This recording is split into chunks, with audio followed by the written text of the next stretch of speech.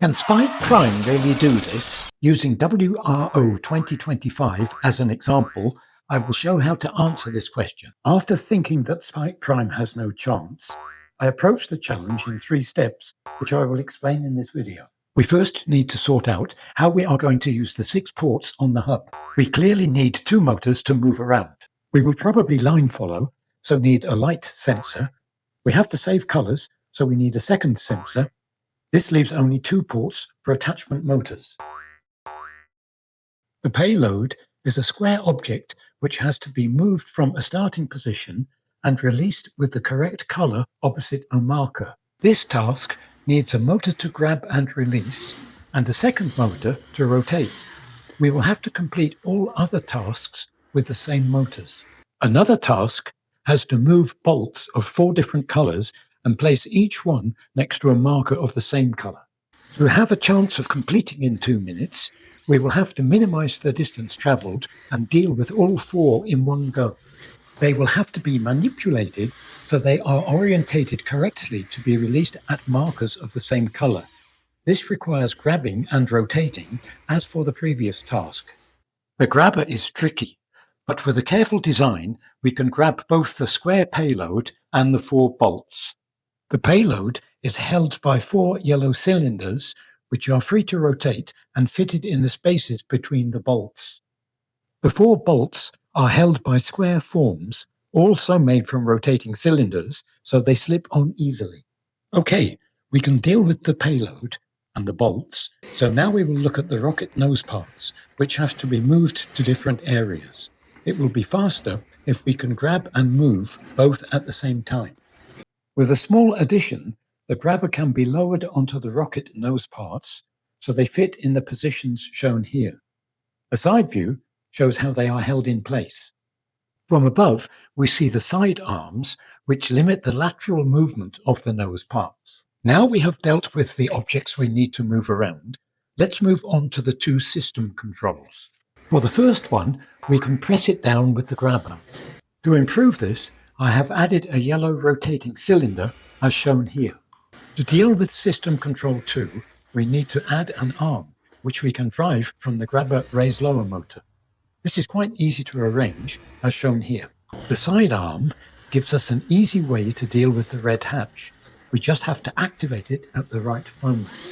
The yellow hatch can be closed by carefully driving past it. A curved side piece helps with a gentle nudge. Well, we found a way to make the attachments required for all tasks. Now we need to look at a strategy to complete in 2 minutes or less. We will have to keep the distance traveled as low as possible while completing all the tasks. We need to read the color markers before doing the payload and bolts tasks. It will save time if we deal with the rocket nose parts on the way there.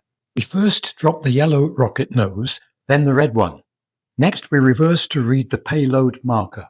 Then we can read and save the 4 bolt markers and continue on to move the red hatch using the robot side arm. From there, we drive up to the black line, turn, and move to the payload. This we move to the drop area, rotating to match the color marker. From here, it is a short distance to the system controls, which we operate and then continue on to the bolts. We sort the bolts so that the first 2 to be dropped have the correct marker colors. We then move on, closing the yellow hatch on the way past, and finally dropping the last 2 bolts. This strategy tries to minimize the distance traveled and hopefully will complete the challenge in under 2 minutes. Now we will look into programming the more difficult parts.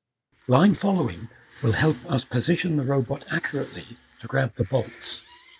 If we position the sensor to follow the right side of the line, we can sense when we get to the black line here and fix the robot position accurately. Line following will also help us to accurately position for the 2 rocket nose parts. For most of the robot movements, we will have to use the internal Gyro Yaw Sensor. For best accuracy, this has to be zeroed from time to time by aligning with a sidewall. The robot is built for both forwards and reverse yaw zeroing. The yaw can be zeroed with simple my blocks as shown. We have to read and save colors for the payload and the bolt tasks. For the payload, we can save the color code in the variable color payload. This MyBlock Yaw follows until a color in the list colors needed is found. The color code is then saved. The list contains the 4 possible color codes: blue, green, yellow, and red. It is set up at the start of the program as shown. Once the payload marker color has been saved, we just have to rotate the payload to line up the colors. This uses a broadcast to rotate the payload whilst moving forwards. Now we can look at reading and saving the 4 bolt marker colors. We use the MyBlock Yaw color found to move until a color in the list colors needed is found by the sensor. The color is then removed from the colors needed list and added to the colors list. We can't position the robot to read the red marker here, so we read only the other 3. The missing color is the one remaining in the colors needed list. It is added to the colors list by MyBlock last color. Now we have a list with the bolt marker colors. All we have to do is manipulate the bolts so that we can drop the right colors next to the first 2 markers. These have 12 possible color combinations. No manipulation would be required for this most favorable combination of marker colors, but the most unfavorable combination will need something much more complicated. Each of the 12 color combinations can be sorted with a different mix of 3 actions: a rotation of 0, ± 90 or 180 degrees, a flip where 2 bolts are swapped, a second rotation as before. The first step in manipulating the bolts is to set up some parameters for the MyBlock sort bolts depending on the marker colors for the 3 steps rotation, flip, rotation. This is done with the MyBlock select bolts, as shown here for the first 3 color combinations. The 4th parameter decides whether to flip the last 2 bolts before dropping them. The 3 actions are carried out by the MyBlock sort bolts. Well, against my expectations, Spike Prime was able to complete WRO 2025 in under 2 minutes. Soon we will have the details of WRO 2026, and we will all be asking the question, can Spike Prime do this? The playlist shown here has videos which could help you with programming. Please like and subscribe, and good luck with WRO 2026.